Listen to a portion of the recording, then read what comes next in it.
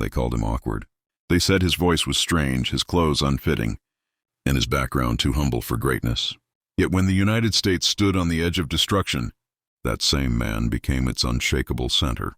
This is the story of Abraham Lincoln, the man who rose from poverty to the presidency, who led a divided nation through its darkest hour, and who taught the world that true leadership begins with humility, empathy, and courage.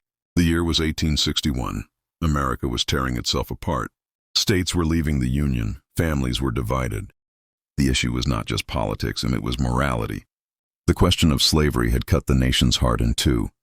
And in that storm stood Abraham Lincoln, a self-taught lawyer from the frontier.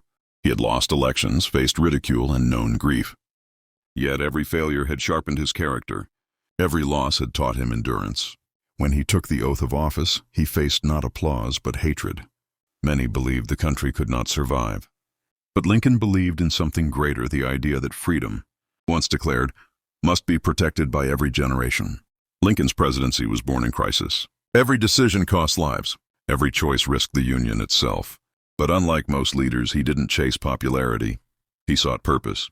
He surrounded himself with people who disagreed with him, even those who had once been his political enemies. He knew that real leadership demands listening, even to those who oppose you. While others demanded quick answers, Lincoln practiced patience. He waited for the right moment, guided not by fear but by moral clarity. He once said, "I am not bound to win, but I am bound to be true." In 1863, after years of war, Lincoln made a decision that would redefine the nation. He signed the Emancipation Proclamation, declaring that enslaved people in the rebellious states were free. It was not an easy choice.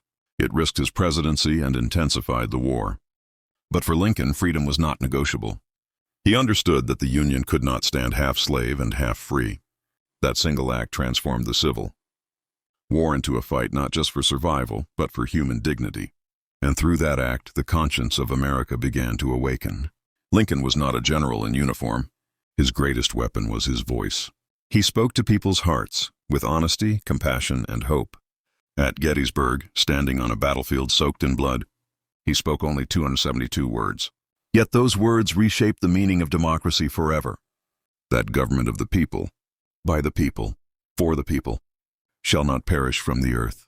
In that short speech, Lincoln gave new life to the idea of freedom, not just for America, but for every nation watching.